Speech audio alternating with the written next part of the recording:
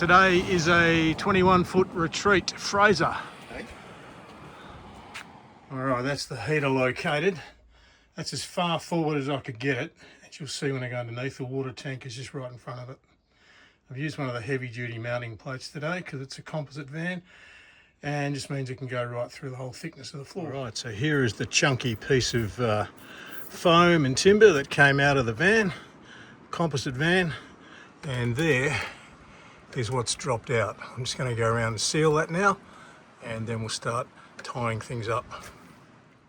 Okay, we've come up under the seat as so. We're going to connect a positive and negative there using the wiring harness from AU Focus, and then we'll go do the fuel. I decided to do it different this time. There you go, stage one. Get your stainless steel tank centered and located with your tech screws. Stage two is we put in the nuts and the nylock bolts. Okay, one of the challenges was how to make it work with the existing vent. Tried a couple of different ways, and then I put an AU Focus 5 kilowatt vent through there, an adapter on the outlet of the heater, 60 to 75, and run some 75mm ducting down there. That way it's neat and everything's tied up. Okay, currently working around the rain. So I was inside for a bit there. Now I've come out, I've got one of these bolts and nylock nuts on. Got to get these other tech screws out and get the nylock nuts on. So we need a set of vice grips or a wife, and the wife's gone out, so we're back to vice grips. Hopefully they will do the job. Okay, so vice grips on nylock nut. Now I'm going to go outside with the driver and just see if I can get that bolt tightened down. So that did the job. You can see that nut's nice and tight. Just got to do those two right up there now, and then we'll be done out here. There we go. Managed to get the vice grips on every nut and got the bolts through and all tightened up. So time to give it a start up.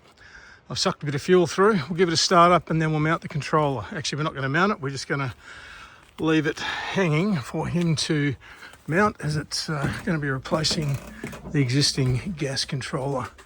But everything else is pretty much good to go. So let's kick it into gear and see what happens.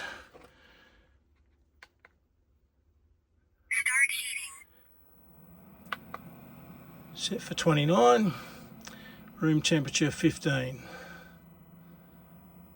And we're away. Okay, let's see how we go. All right, you can just hear that kicking in now. People ask me sometimes, are these things noisy? And I go, well, that's the noise you're going to hear more so than anything else. It's the air intake. You can barely hear the pump, but you can hear the air intake. Noisy compared to what? Ticking clock. But I reckon that sounds okay. So we're off and running. Just got to do some finishing off, then I'll give the client a call. And there we are, up and running. Just got to trim those cable ties, but the rest is very neat. Client's going to put a cover over that hole, which is from their gas heater, which didn't work out. But this one should be grand and wonderful. Thank you. All right, all up and running. Client's going to put a cover over that gap there from the old gas heater. Diesel one looking good. Just got to trim a couple of those cable ties, seal a bit up underneath, and we are good to go. And here we are underneath, all finished up. Pump, cabling, air intake, exhaust, all done.